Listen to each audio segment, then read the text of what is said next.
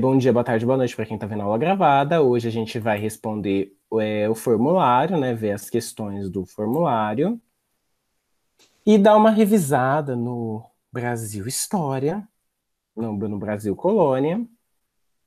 Deixa eu apresentar aqui para vocês quais eram as questões, para talvez alguém que não leu. Eu acho que agora esse é o momento para a gente tirar alguma dúvida, alguma coisinha que ficou. Deixa eu ver aqui, alguém veio participar. Eu permiti? Oi, João. Vou apresentar aqui, pessoal.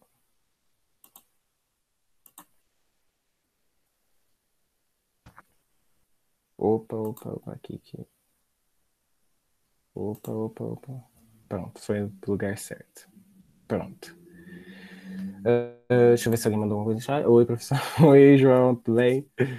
Ó, vou começar então aqui, né? Serão 15 questões, né? Eu não achei, assim, elas tão complicadas, né? Eu achei que dava ler e tentar ali estabelecer uma coisa, um textinho, né, sobre algumas questões aqui, principalmente essas que são fechadas, né? Então a primeira questão era, alguém pode ler para mim? Vamos fazendo assim, aí vocês vão lendo a questão e a gente vai comentando sobre. Quem pode ler? Essa primeira aqui? Ai, se eu Eu fazer posso. isso, sai. Ah, então peraí, deixa eu tirar daqui. Pronto, pode ler. O rei português Dom Manuce. É Manuce? Ah, É você Dom quer... Manuel. Ah, tá. Você pega a minha palavra um pouquinho, por favor. Vou aumentar, peraí, deixa eu ver como aumentar aqui. Será que aqui aumenta? Tá aumentando? Sim, agora tá ótimo. Ah, tá bom? Então tá bom. Obrigada. Nada, que isso. Desculpa. Não, que isso? O rei português. Ai, que droga. Pronto, voltei. O rei português Dom Manuel leu a carta de caminha com as novas do achamento de uma nova terra para os domínios da coroa portuguesa. Você acha que as perspectivas do aproveitamento econômico dessa terra... Tá faltando coisa? Ah, tá Não. faltando. Ah, tá. É, Você acha que as perspectivas de aproveitamento econômico dessa terra animaram o rei? Pense um pouco e resuma sua resposta. Então, gente, quando a gente fala. Obrigado, viu? Quando a gente fala no começo do Brasil colônia, né? Porque o Brasil, lembram do Tratado de Tordesilhas, né? É muito importante falar isso. O Tratado de Tordesilhas, ele é fundamental dentro desses primeiros contextos, né? Dentro desse primeiro momento do século XVI, né? No início do século XVI, então eles vêm aqui, descobrem, inventam esse Brasil, né? E no final do século XVI acontece a União Ibérica, que vai romper esse tratado de Tordesilhas, né? Como a gente viu, né? Então tá. No primeiro momento, quando eles fazem o Tratado de Tordesilhas, né, vou explicar isso que eu acho importante, o Tratado de Tordesilhas é feito antes de 1500, então a gente já consegue perceber que eles já sabiam dessa noção de espaço, de terra que tinha aqui, né, porque eles já dividiram as terras aqui, né, pensando não só nas terras aqui, mas pensando também na questão asiática e tal, mas isso é outra coisa, né, mas pensando aqui na América, de fato, né, dividiram aqui e tal, né? Então, em 1500, né, tem a expedição que o Pedro Álvares Cabral fez aqui para o Brasil, para ele falar assim, aqui é a terra de Portugal. Ele veio aqui só fazer isso, na verdade, né? A única missão que ele tinha aqui, né, para fazer. Trouxe o Pero Vaz de Caminha, né, que era uma pessoa ali que trabalhava para o rei e tal, muito importante, né? E o Pero Vaz escreve uma carta, que é um documento muito importante, né, dentro da história brasileira e tal, né, muito importante, onde nessa carta ele descreve o que seria esse Brasil para o rei.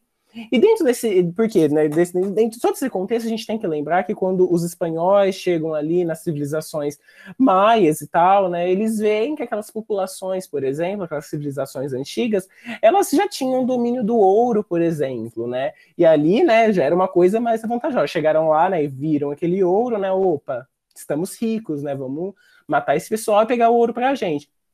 Quando os portugueses chegam no Brasil, eles não encontram esse ouro. Olha, porque os índios do Brasil, como a gente viu, né, não tinham esse costume de pegar esse ouro e ficar por aí achando que esse ouro era uma coisa importante para ele, era só mais uma pedra, né? Uma pedra bonita ali, né? Não era nada ali de importante, até porque, né, nesse primeiro momento nem se sabia, né? Não tinha se adentrado aos sertões do Brasil. A colonização acontece no primeiro momento no litoral, né? Não adentrou o Brasil para descobrir essa fauna, flora e tudo o que tinha aqui, né? Não teve isso daí, né?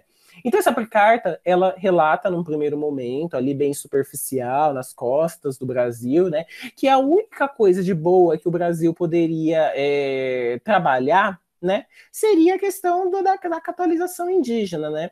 Então, no primeiro momento, você acha que as perspectivas de aproveitamento econômico dessa terra animaram o rei? Não.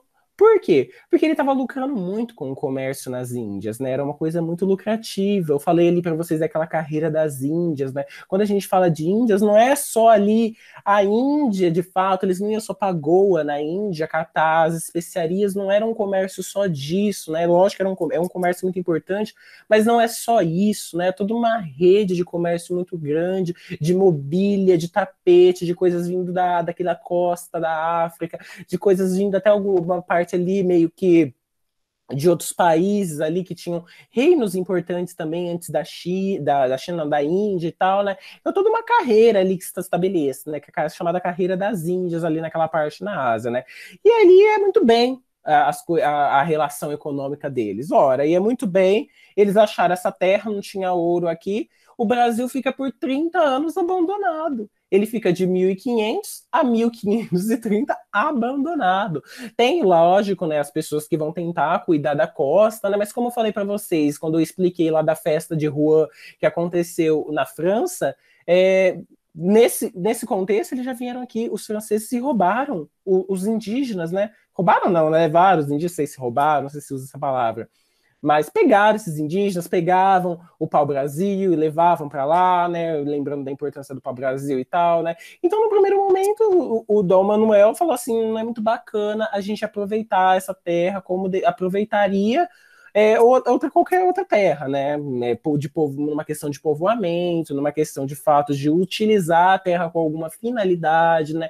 Porque quando a gente pensa no pau-brasil, que foi uma economia muito importante também, não é a gente pensa nele e pensa numa economia importante, mas a gente não pensa nele de fato numa utilização da terra. Por quê? Porque eles vão vir aqui e vão ter aquele caráter de pegar o pau-brasil numa maneira mais itinerante, né? Desmatando, não se importando muito bem, né? Com o que vai acontecer. A noção de quem vai pensar um pouco mais, que eu falei para vocês do Felipe II, que vai pensar um pouco mais na sistematização dessa nesse desmatamento vai acontecer num período muito mais posterior, né, no final do século, né, quando acontece a União Ibérica, né. Então, assim, e até nesse momento, o pau-brasil já estava em declínio, né? Quando começa 1530, né? Já estavam em declínio, lógico que ainda tinha pau-brasil, né? Mas ali nas costas, né, onde estava tendo essa extração muito grande, né, já começa a cair por ali, né? E para conseguir o pau-brasil vão ter que adentrar e não podia adentrar, né? Vão pegar pau-brasil, continua tendo pau-brasil um bom tempo, mas não nos mesmos níveis que tinha, né? Então a resposta era praticamente essa. Não, porque ele estava ali aproveitando com o Oriente e tal, tinha outras coisas mais importantes naquele momento. Então, resumindo essa resposta, eu dei uma explicação bem grande, né? Não seria tudo isso, mas seria algumas coisinhas aí que respondam à pergunta, né? Então a resposta seria não, porque não acharam ouro aqui, os espanhóis já tinham achado ouro na Espanha, né? Então a resposta seria não, eles estavam lucrando também com o comércio no Oriente. Alguém pode ler a questão 2? Tá grande agora para vocês, né? Tá para todo mundo ler, né? Deixa eu ver aqui. Está grande mesmo. Tá grande, né? Eu posso. Pode ler, Henrique. O nome Terra do Brasil passou a ser dado à América Portuguesa por causa da grande quantidade de pau-brasil que havia em seu litoral. Faça um resumo de como era feita a exploração de madeira. Obrigado, Henrique. Quando a gente fala desse nome da Terra para o Brasil, desse nome Terra do Brasil, né? E aí a gente lembra que o nome do Brasil é dado por conta dessa planta, né? E o que significa Brasil, né? Bom, sempre é importante a gente lembrar, né? Significa vermelho como brasa. Hoje eu vejo aquelas manifestações daquelas pessoas falando assim, A bandeira do Brasil nunca será vermelha. KK, né? KK. KK para essa pessoa. Mas, no geral, o que a questão está perguntando? Ela está perguntando como que era feita essa exploração, né, do pau-brasil. Então, o principal, o cerne da questão ali, as entranhas, as vísceras dessa questão, era falar que o pau-brasil era uma atividade predatória e itinerante. O que isso significa? Foi o que eu falei para vocês. Eles iam lá, vup, vup, vup, cortavam todas as plantas, não se importavam em plantar novamente, e era itinerante porque na medida que eles iam cortando aqui, eles iam caminhando e cortando em outros lugares. Então, as feitorias que eram onde guardavam as madeiras, né, que era importante também mencionar, as feitorias que eram guardadas as madeiras, né, que eram colocadas no navio para levar para Portugal, né, era uma coisa ali muito grande, né, e tal, né, e elas também iam caminhando juntos. Outra coisa que era importantíssimo falar era a mão de obra indígena, né? Ele não falou nenhuma dessas coisas, acabei desconsiderando a questão, porque esse era o cerne dela, né? A mão de obra indígena, nesse primeiro momento, é muito importante, né? Eles fazem aquela troca, o escambo, né? Eu te dou um espelhinho, você trabalha para mim? Você ajuda a pegar o pau-brasil? Falava pro indígena. Você ajuda, né? O espelho, que bacana, né? Isso aqui deve ser uma coisa. É maravilhoso, tô me vendo, né? Só a água do mar faz isso, né? Eles têm a água do mar num lugarzinho, olha que louco, né? Água do rio. Então isso era muito importante, né? Teve algumas pessoas que acabaram falando de outras coisas, eu acabei considerando também, né? A utilidade da madeira, desse pau-brasil, que era uma madeira tintorial para fazer as roupas da monarquia, daquele período, né? Quem falou também do estanco, que era esse monopólio comercial da coroa, eu também considerei. Quem falou da localização, que era mais no Rio Grande do Norte, no Rio de Janeiro, que se localiza. Quem falou litoral também, litoral, eu considerei. Então seria essa a questão do pau-brasil, e esse era o breve resumo que tinha que ter feito. Alguém pode ler a 3? Eu posso. Pode ler. A partir de 1530, a coroa portuguesa começou a mudar sua política em relação à América, preocupando-se em ocupá-la e colonizá-la. Explique por que isso ocorreu.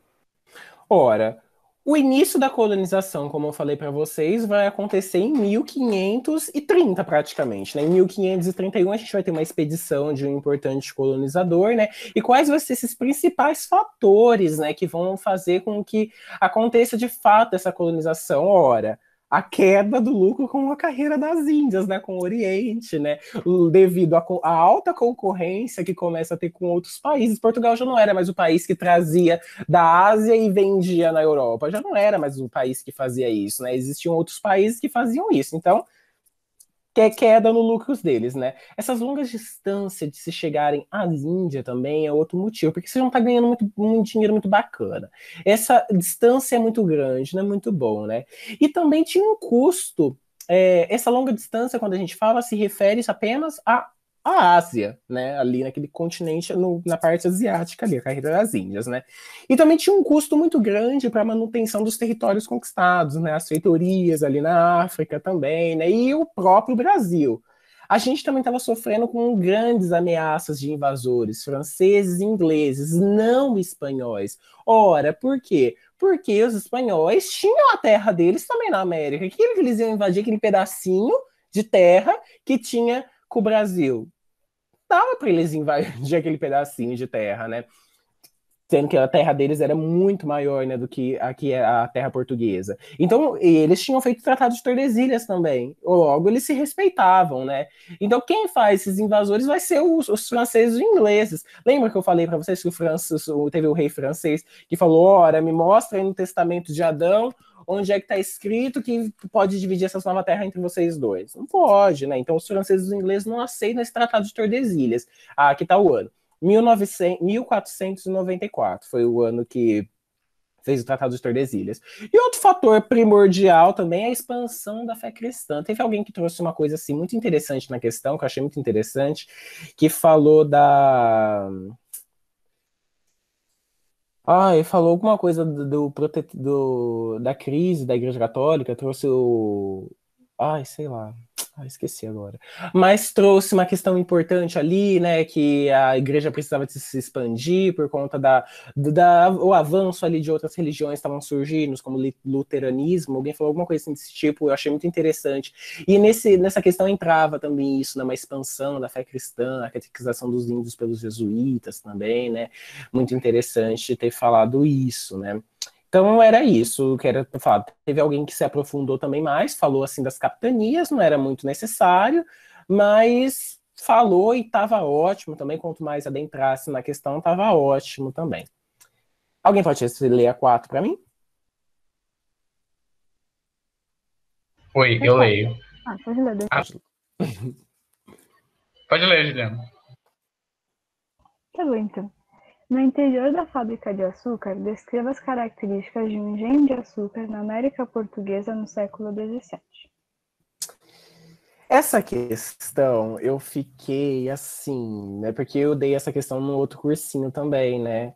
E aí eu pensei que ia ser um resultado e na verdade foi outro, né? Quando eu coloquei para falar das características do engenho de açúcar, não era necessariamente listar todas as coisas que tinham dentro do engenho que se produziam açúcar ali, né? Lógico que os principais ali tinha que falar, né? Que são os 4, né? A lavoura, a casa grande, a senzala e a capela, né? Lavoura, a gente já fala do engenho, não precisava muito falar ali das estruturas, né?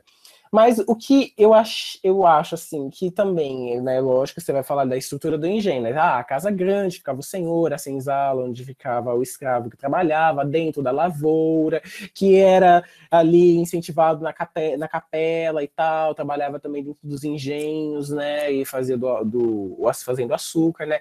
Era muito importante ter dado uma importância grande para o trabalho escravo africano, né? Porque majoritariamente nesse momento, então, quando a gente tem um estabelecimento maior dessas fazendas que vão ser produtoras de açúcar no Brasil, vão ser muito grandes, né? Essa vai ter uma porcentagem muito grande de trabalho escravo africano dentro dela, né? Vai se reduzindo o trabalho indígena, né? Então, assim, o trabalho africano é de suma importância dentro de todo esse contexto, na manutenção desse próprio açúcar, né? Da realização desse açúcar. Para ele acontecer, tinha que ter o trabalho escravo. Lógico também, né, que a gente não pode ignorar que também pessoas brancas que eram menos afortunadas ali trabalhavam também nesses engenhos, né, a gente não pode excluir elas. Mas, em suma, também a gente tem que lembrar do trabalho africano, que é muito, muito importante. E também ter falado que esse açúcar, porque a gente tem que fazer uma distinção, esse açúcar era de quem? Era para quem? Vai para onde? Esse açúcar não era uma comida, uma alimentação de subsistência, como a gente viu em outros, que tinha dentro da fazenda também a plantação de mandioca, a plantação de batata, o gado, né, a pecuária, não era algo de subsistência. Era algo que seria exportado para fora, né? Então, ter falado também que esse açúcar ia ser voltado para um comércio dedicado a esse comércio exterior na Europa, era também muito, muito importante, né? Porque quando a gente fala de Brasil colônia, na verdade, isso mais no Enem, né? Os outros vestibulares acabam cobrando coisas mais específicas. Mas no Enem acaba tendo muito essa relação com a metrópole, né? Colônia e metrópole tem sempre uma relação muito íntima, né? Então, ter ligado essas duas, fazendo essa relação é muito importante também, né? Até no vestibular, quando estiver aberto também, né? Fazer essa relação sempre com a colônia, a metrópole, né? Porque a colônia está sempre subordinada à metrópole, né? Não tem autonomia nenhuma aqui, não existe autonomia. É subordinada à metrópole, né? Alguém pode ler a 5?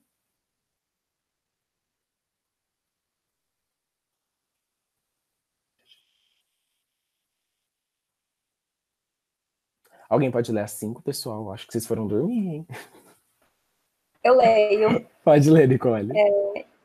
Explique a frase: os paulistas dobraram Tordesilhas. E essa questão eu acho ela muito, muito interessante, porque eu acho que todo mundo falou o que era a questão, mas eu acho que não explicou o porquê da questão, né? Explica a frase: os paulistas dobraram Tordesilhas. Ora, porque os paulistas foram os bandeirantes, né? Que saíram ali desbravando o mato, ali o sertão, que era a parte espanhola, né? Essa era a questão, essa era a resposta, né? Mas eu acho que seria muito importante comentar o porquê os paulistas fizeram isso. Né? É muito importante. Ora, a gente lembra ali do norte, né? Não existe ainda nordeste, do norte do país ganhando muito dinheiro com açúcar, né? O açúcar está ali na alta, né? No século XVII. E aí os paulistas vivem aquela realidade de pobreza, né? Não se lucra muita coisa, né? Tem até umas certas plantações ali de algodão e tal, uma outra coisinha ali, mas é uma coisa ali, nossa, minha nossa, que coisa bacana, né? Então os paulistas, que eles resolvem fazer é curar a pobreza deles, gente, que vai ser escravizando indígenas, né? Escravizando indígenas, né? E agora, e qual vai ser o indígena que eles vão escravizar? Os indígenas catequizados pelos jesuítas. Ora, eles não vão dar muito certo para roubar os indígenas dos próprios jesuítas portugueses, né? Então eles vão roubar os jesuítas, os índios jesuítas espanhóis, né? E aí vai acontecer nesse primeiro momento, então, essa forte escravidão ali do pessoal indígena, que era um pouco mais ali subordinado por conta da religião católica, que já tinha entrado ali na cabeça deles, né? Toda aquela relação, né, que a igreja vai ter naquele momento, né, de ser servo, né, de aceitar a sua condição social, né, do que você é, né? Tem todo esse contexto também, né? Então, tem essa implementação aí meio que na cabeça desses índios também, né, do que eles são, né, que eles são uma pessoa muito pecadora, né, e tal, né? E aí, nesse primeiro momento, é com os índios, né? No segundo momento, eles começam a ser contratados, né? Começam a ter expedições de bandeirantes um pouco mais organizadas, né? Eles começam a ser contratados, né? E no segundo momento é de fato o ouro, né? E aí, quando a gente entra no século XVIII, né? Mas vocês terem falado desse primeiro momento dos índios era o mais importante, porque os paulistas do Abrão Tordesilhas não é pro ouro, é pros índios no primeiro momento, né? É para isso, né? Então essa era a questão, né? Mas ter falado também que eles passaram a linha que era espanhola e tal, eu considerei que porque era também a questão, né?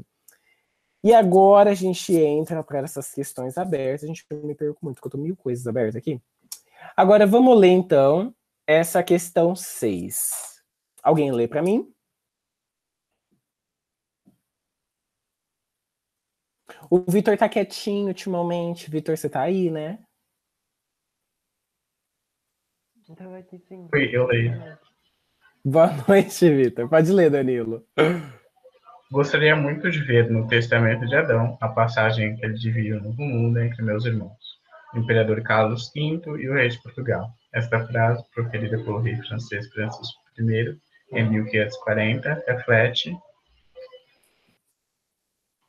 Pelas alternativas? Pode ler as alternativas. O descontentamento da França com relação aos acordos firmados entre Portugal e Inglaterra acerca da... Ih, acabou. Ah, acabou? Deixa eu ver aqui. Eu tenho que colocar o dedo aqui no meio em cima, né? Por que não dá pra ver, gente? Não tô entendendo. Acho que é porque tá muito grande. Deixa eu tentar diminuir um pouquinho.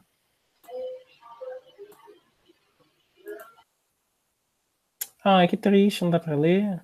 Ah, eu acho que é no outro aqui que dá pra ler. Peraí, deixa eu vir aqui. Nas respostas. A gente tá na questão... Aqui eu acho que dá pra ler. Eu vou ler então as alternativas, né? Então tá. Então o rei tá perguntando aí o que eu falei, que o Danilo leu, né? Então seria A. O descontentamento da França em relação aos acordos firmados entre Portugal e Inglaterra acerca do tráfico de escravos africanos. B. Ué, não tá indo? Será que eu tenho que deixar? Ah, tá. A ironia do governo francês com respeito às investidas às potências europeias por ocasião da chamada Partilha da África. Gente, essa questão dava para excluir total. Partilha da África, nossa, tá muito lá na frente. Que horror. C. O questionamento do apoio dado pelo poder pontifício aos acordos celebrados entre as coroas ibéricas. D. O inconformismo com o monopólio comercial estabelecido pelos portugueses com relação ao comércio de especiarias orientais. E. A aceitação da hegemonia portuguesa com respeito às chamadas viagens ultramarinas. Não, gente, não é.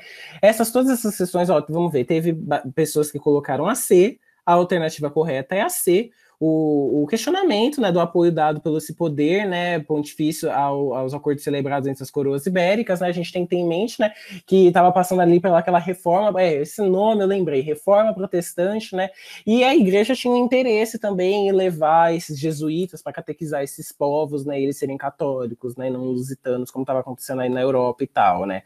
Então essa questão é a correta, né, que faz mais sentido, né, lógico, ele estava questionando, então, por conta desse contexto todo, né? Por que vocês estão dividindo? Não é direito de vocês dividir, né? O que o Francisco I fez, né? O filho dele, acho que é o Henrique II, que vai fazer aquela festa de rua, como a gente falou na última aula, né?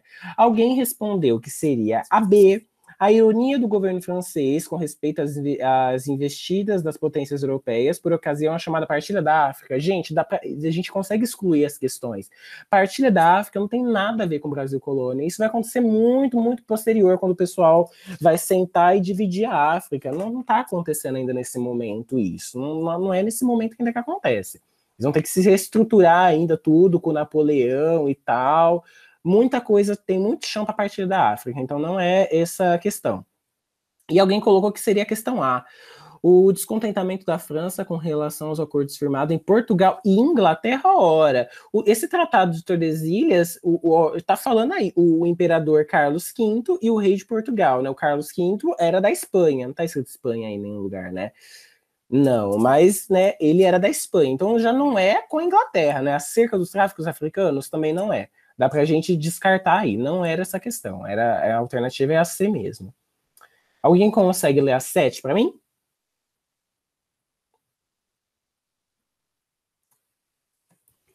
Eu consigo, peraí.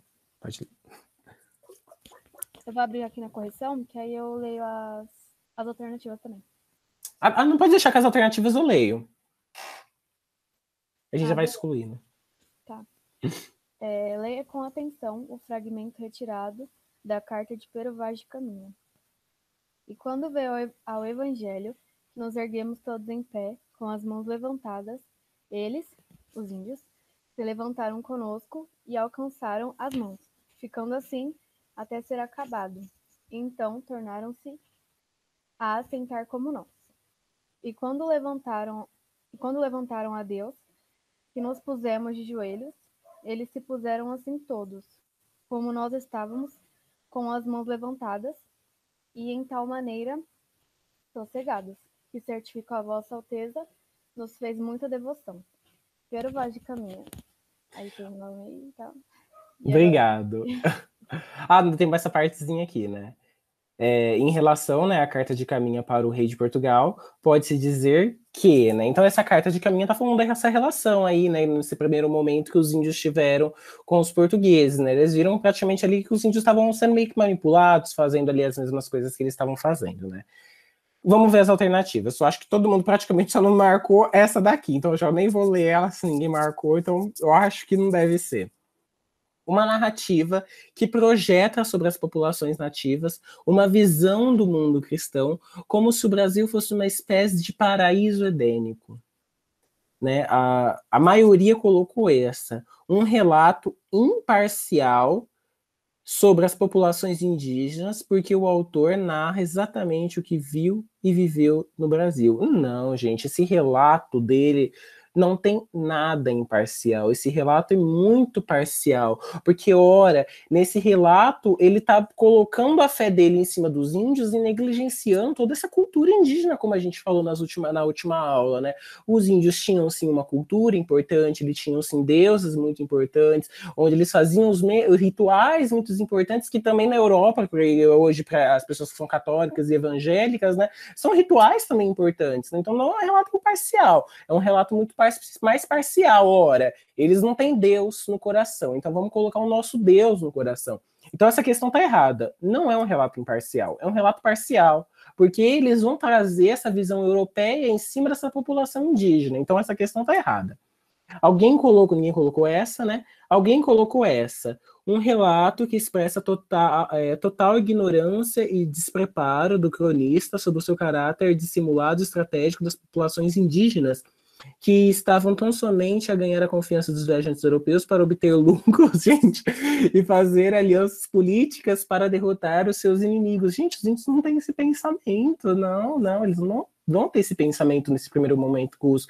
Lucrar, na hora que falou lucrar para os índios, eles não sabem o que é dinheiro, o que é esse sistema monetário, não existe isso, não existe, vai existir ali a troquinha ali entre eles, uma mandioca, talvez, uma batata, o máximo, e ainda a gente ainda tá falando do Brasil, coisa que não vai acontecer tão firme quando acontece na América Central, né, esse escambo entre indígenas, né, então não é essa. E qualquer... E alguém falou que seria essa daqui também, né? Um relato sem valor histórico, desconsidero aí. Esse relato é muito importante, né? Esse relato continua caindo em todas as provas, né? É um relato de extrema importância para a gente ver a relação com que os portugueses tiveram com os indígenas nesse primeiro momento. Então, assim, é muito importante. Está marcado por uma perspectiva eurocêntrica e preconceituosa sobre os habitantes nativos do Brasil. Bom, sim, mas tem um valor histórico isso, claro, né? Não é porque tudo que um historiador escreve, ele vai denotar em algum momento o caráter político dele, porque nenhum historiador consegue ser imparcial, né? Não existe isso. A história é sempre parcial, né? Não existe isso. Tudo que as pessoas escrevem tem uma denotação ali, um sentimento de conta, porque, olha, tem historiadores, né, que tem um livro, né, que fala, por exemplo, que o Holocausto nazista não foi dessa mesma forma, né, como relatam os livros, né? Tem um historiador que defende isso, né? Quando tem milhares que defendem que foi, né, um absurdo que aconteceu.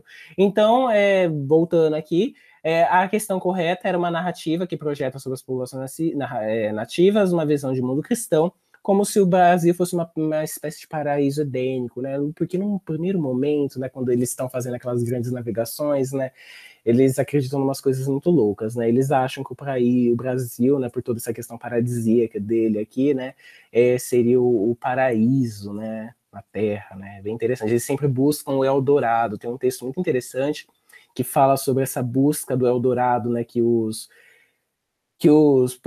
pessoal europeu, de um modo geral, tinha, né, ali, né, tanto que quando eles fazem mapas, né, eles colocam sempre Jerusalém no centro, né, do mundo, né, tipo, eles não tinham muita noção ali, né, do como que é, eles colocam Jerusalém sempre aqui no ponto, né, Jerusalém é o centro, né, depois vai mudando, o paraíso edênico deles vai sempre mudando, né, é bem interessante isso, mas é essa questão.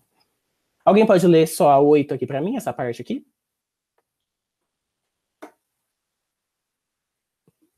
Eu leio. Pode ler. Aí.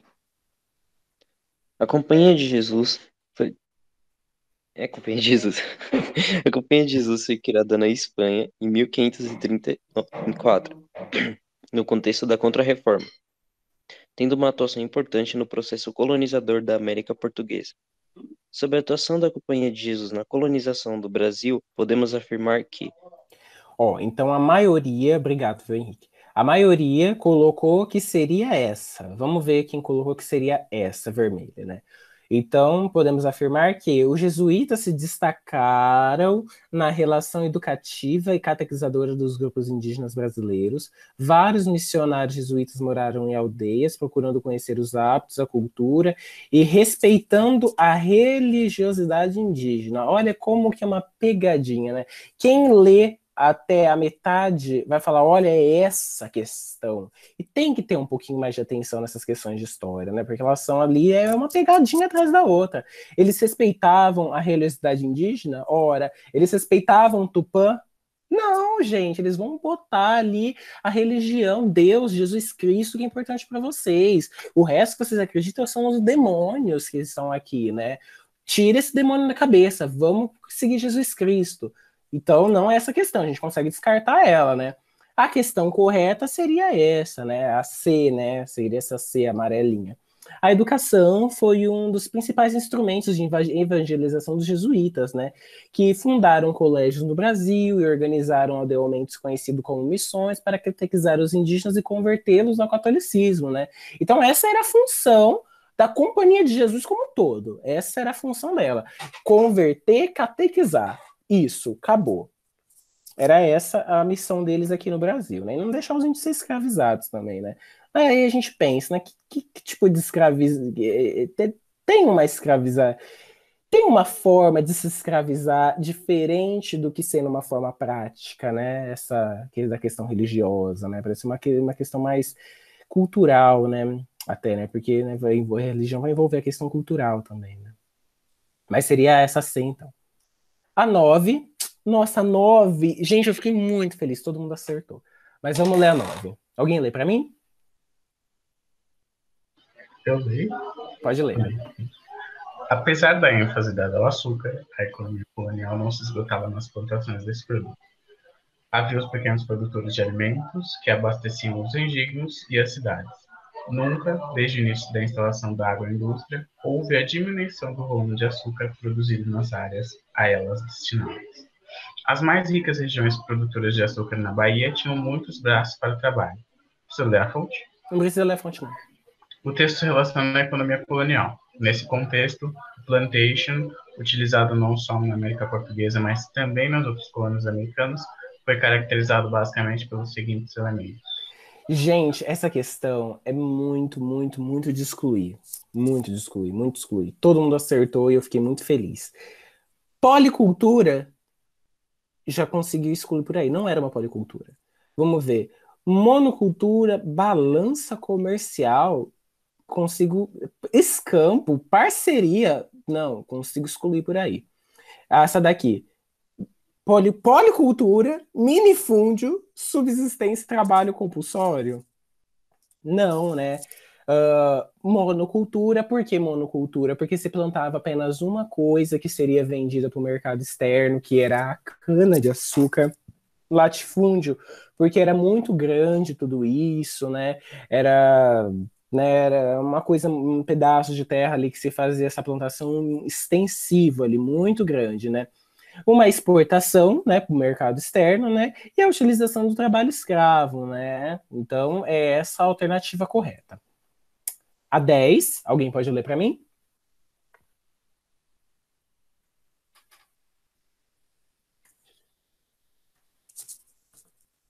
Eu leio. Pode ler. Peraí. Deixa eu aumentar aqui. Comercializavam-se alimentos produzidos na região e produtos importados. Dentre os produtos produzidos na colônia, destacavam-se a farinha de mandioca, de milho e de trigo, feijão, açúcar, rapadura, aguardente, toucinho, charque e carne fresca. É carne? Aqui? Tá. Peixe seco e fresco. Dentre os produtos importados, os de maior procura eram vinagre, azeite, vinho, bacalhau, azeitonas, pimenta do reino, especiarias e sal. Aí tem a fonte aqui. Assim, a ponte é a afirmativa correta quanto à situação brasileira no período colonial. Então ficou aqui meio que dividido na azul e na vermelha, né? E ficou um pouco na amarela. Vou começar na amarela. Assim, a ponte é a afirmativa correta quanto à situação brasileira no período colonial. Devido ao caráter complementar da economia colonial, era inexistente o mercado interno na colônia. Não, gente, olha esse mercado interno aí falando feijão, a rapadura, o toicinho, o charque, a carne de fresca, o peixe. Não era inexistente, existia um mercado. A agropecuária cresce muito desde a economia colonial, né? E hoje tem as proporções que tem aqui no Brasil, né?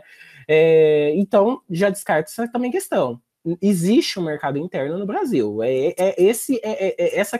Isso daqui é o mercado interno do Brasil.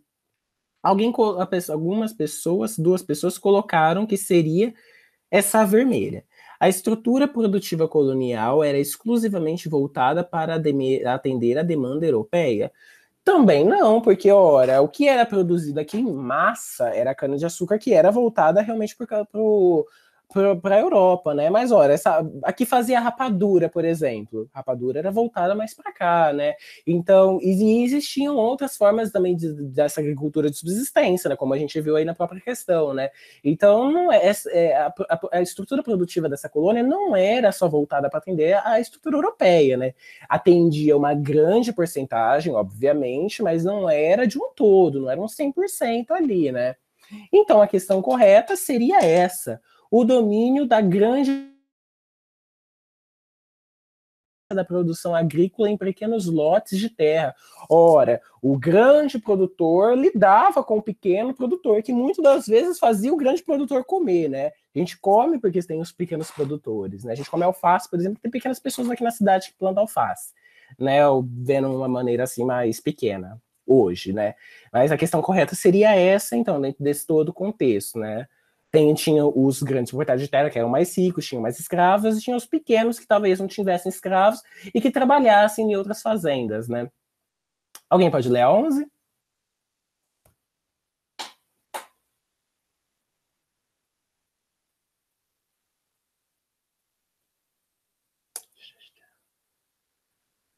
Oi, eu leio de novo. Pode ler, Danilo. O governo de Filipe I, à frente do Reino Português, 1581-1598, marcou o início da União Ibérica, período em que os dois reinos ibéricos foram governados pelo mesmo soberano, após a Guerra de Sucessão Portuguesa.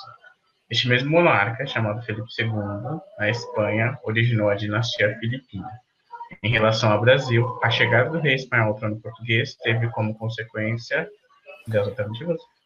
Não precisa ler as alternativas, não. Ó, alguém marcou essa amarela. A elevação do Brasil à categoria de Reino Unido a Portugal e a Espanha, que apresentou a independência da colônia. Não. A colônia vai ser independente só no século XIX. Nossa, a gente está no século XVI. Não tem nada a ver aqui. Só lá na frente que a colônia se torna independente, né? Nesse momento ainda era colônia mesmo, subordinada, não tem nada de especial. A resposta de verdade seria a ocupação no litoral nordeste do Brasil pelos holandeses, que pretendiam retomar o comércio do açúcar, né? Porque a gente lembra toda aquela questão do comércio, né? Porque como que estava, né? A gente vai passar um pouco o horário da aula, desculpem, a gente já está acabando. Mas os holandeses ajudavam muito os portugueses aqui no comércio, no comércio, na plantação, na transportação, na refinação e na distribuição desse açúcar na Europa. Quando acontece a União Ibérica, a Espanha é inimiga da Holanda. Então, os mesmos inimigos da Espanha passam a ser os inimigos de Portugal. Portugal que estava muito bem com todo mundo e agora ganha milhares de inimigos. Na Inglaterra, inclusive, vira uma inimiga, né, também, né? Então, tem essa ocupação dos holandeses, porque os holandeses estavam sendo amigos, né, trabalhando em conjunto, e aí, de repente, eles são expulsos aqui da terra brasileira, e aí eles vão falar, então vamos invadir e tomar isso pra gente, né, a gente já não gosta da França mesmo, e aí é essa questão mesmo. A alternativa seria a ocupação do litoral do Nordeste pelos holandeses, que pretendiam retomar o comércio do açúcar. Alguém pode ler a 12?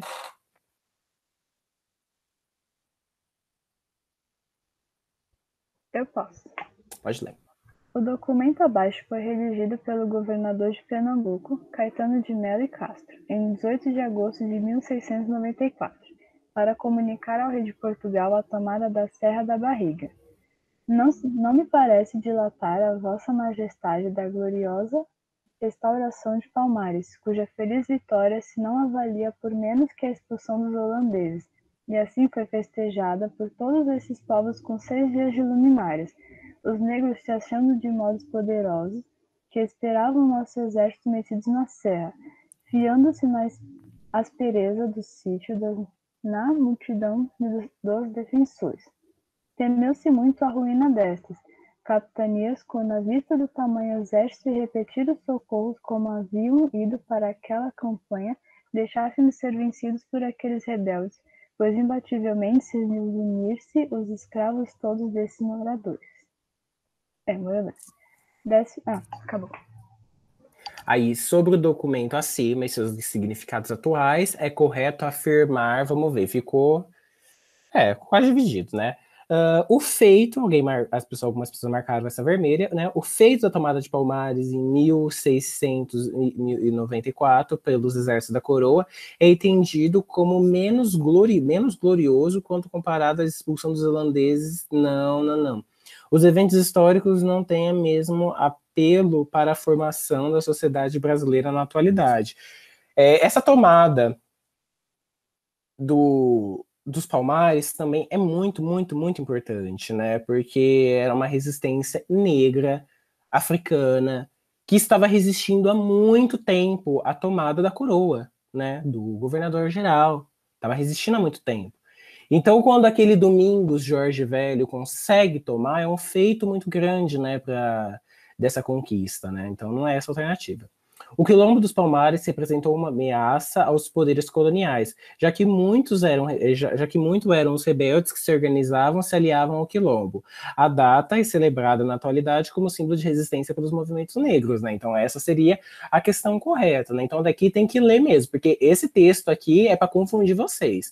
Então tem que ler as questões e ver o que faz sentido você colocar aqui no meio, né? Você interpretar, ler e ir descobrindo. Quando a gente não entende o excerto aqui, a gente tem que voltar nas questões e ler elas e excluir elas. A gente consegue excluir umas 3 aqui, 2, né? Vai ficar sempre em 2, sempre fica. Ler de novo, ler de novo, ler de novo, até fazer uma conexão na cabeça, e aí vocês conseguirem lembrar de alguma coisinha que é essa. Então é esse o tchan.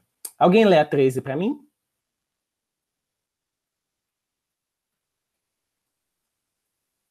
Eu leio. Pode ler. Ai, muito obrigado. Se bem que a base da economia mineira também seja o trabalho escravo, por sua organização geral, ela se diferencia amplamente da economia açucareira. Celso Furtado, Formação Econômica do Brasil. A referida diferenciação se expressa... Então a maioria marcou essa última, né? Vamos ver, então, marcar a vermelha. Na imposição do controle rígido às exportações de açúcar, medida não tomada em relação ao ouro?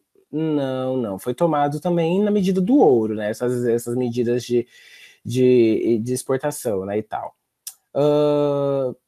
No isolamento da região mineradora, que mantinha relações comerciais com o resto da colônia, tal como no isolamento da região mineradora, que não mantinha relações comerciais com o resto da colônia, tal como ocorria no Nordeste? Não, gente, não. Essa daí também não é questão, não. Eles mantinham ali relações. Lembra que eu falava que tudo que era cobrado ali no meio do Brasil, ali na região de Minas Gerais, era tudo mais caro? Então eles mantinham uma relação muito importante, até porque os escravos vieram de lá, né, para trabalhar nessa nova realidade. Então, da certa seria essa, né? Na existência de possibilidade de ascensão social na região de Minas, uma vez que o investimento inicial não era necessariamente elevado. Ora, se tivesse uma peneirinha, você ia lá e catava o ouro, né? Então, essa era a resposta correta, né? Então, no século XVIII, é importante lembrar isso, século XVIII, século XVII no Brasil é cana-de-açúcar. Século XVIII no Brasil é ouro. E o ouro é muito importante em todo esse contexto porque ele traz a mobilidade social. Isso é que tem que lembrar do século XVIII no Brasil. Alguém lê a 14 e a gente lê a 15 e encerra. Pode ler alguém?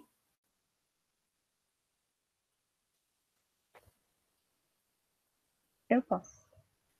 Eu, o príncipe regente, faço saber aos que o presente alvará virem, que desejando promover e adiantar a riqueza nacional e sendo um dos mananciais dela a manufatura e a indústria, sou servido a abolir e revogar toda e qualquer proibição que haja a esse respeito no Estado do Brasil, alvará de liberdade para as indústrias.